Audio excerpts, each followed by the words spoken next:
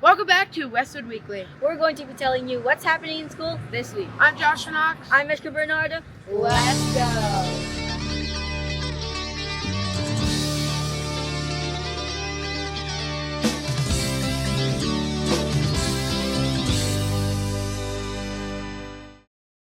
Now for the Students of the Month. For Graphic Tech, it's Jay and Alyssa. For Yearbook. For Band, it's Lucas, who plays the saxophone. For Academics, it's Emerson and Mahina. Break a Leg, Middletown Cast. Adriana, get out of here. I was gone for 2 minutes. Give me that. Okay, whatever, Joshua, whatever.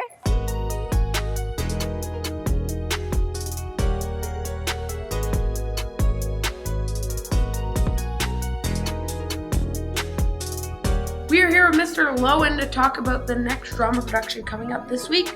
Hello, Mr. Lowen. Hello, how are you, Josh? I'm doing amazing as always.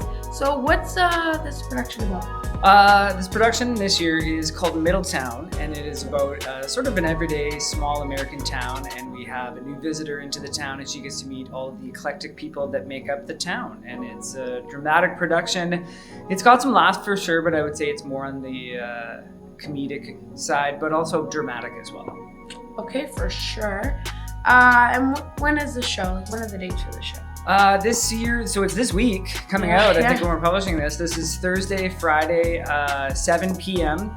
The doors open at 6:30. Students, it's $10 to go and $15 for adults, and they can get their tickets on the Westwood website. And there's also going to be tickets for sale, right? Yeah, and at the door as well. Rush seating, so if people want to pre-order, they can, but at the door, absolutely, we would have you here. We would take cash or tap.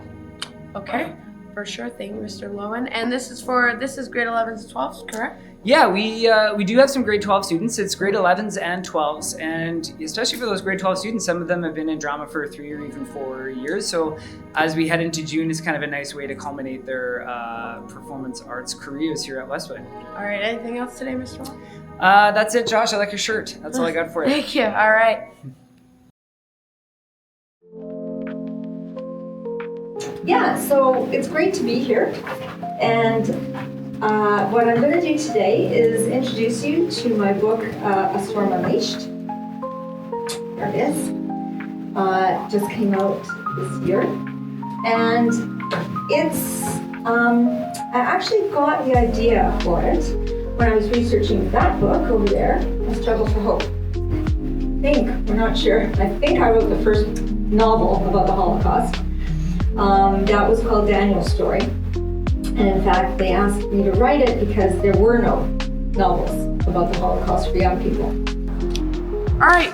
Hello, everyone. We are here with today Carol Matus. And we're going to be asking her a few questions about her writing. So thank you so much for joining us today. Okay, it's a pleasure. All right. So first off, just a few questions here. What first inspired you to become a writer? And how did your early experiences shape your storytelling voice? Okay, well, I was inspired to become a writer by other writers. But actually, I was hanging around with a group of actors because I was an actor to begin with. Okay. And they would share stories that they were writing. Some of them were writing plays, some of them were writing short stories. And one day, somebody shared a story, a fantasy. And I was like, I wonder if I could do that. Okay. And I went home that day and I sat down at my kitchen table and there were plants on the table. And I looked around and I was like, what if 2 kids bumped into this teapot that was in the middle of the table? And the teapot was magic and they shrunk and they ended up with this adventure with the plants. Like there was an ivy plant and there was there was all kinds of, scarier plants. And anyway, that was the first story I ever wrote. And I shared it with them. It was 3 pages long. And everyone liked it. So I was like, okay, maybe I can do this. So for years, I just did it for fun as I was acting, as a side thing. Side gig. Side gig with the acting. But when I started a family, when I was pregnant with my daughter, that is when I had time to write like a full-length novel. And that's the first time I wrote a full novel. Oh, wow. Okay. Yeah. Many of your books explore Jewish history and the Holocaust. What draws you to these themes, and how do you approach writing them for young readers? Yeah, I mean, the Holocaust is a very difficult topic. So, in fact, The first 4 books that I wrote were science fiction books set in Winnipeg, and they were time travel books.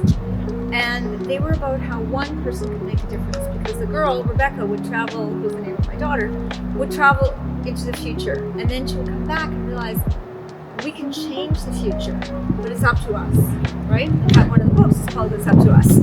But we can make a difference, right? And it doesn't matter what age you are. Like if you're in grade 5, or if you're an adult, you can still make a difference, right? And it was when my husband gave me this book called Rescue in Denmark, about the rescue of the Jews from the Germans in Denmark during World War II. And I was like, oh, this is just like what I've been writing, except a whole country made a difference.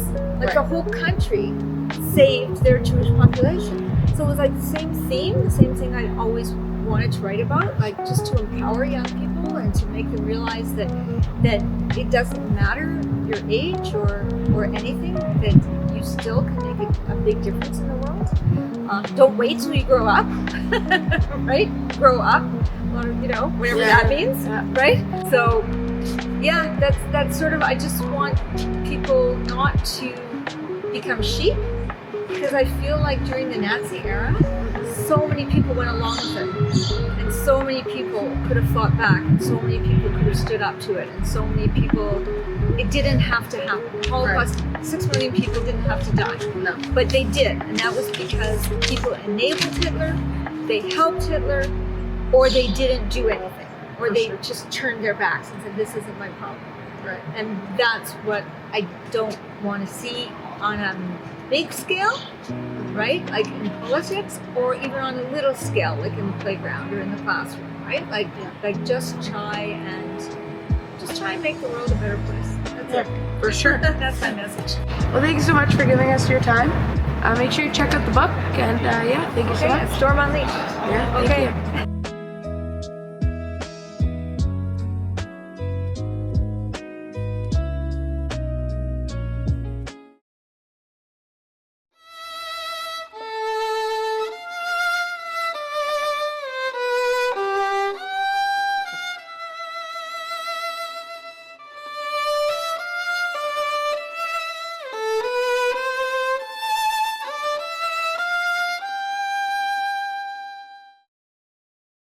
And that's all for Westwood this week. Have a great week, Westwood.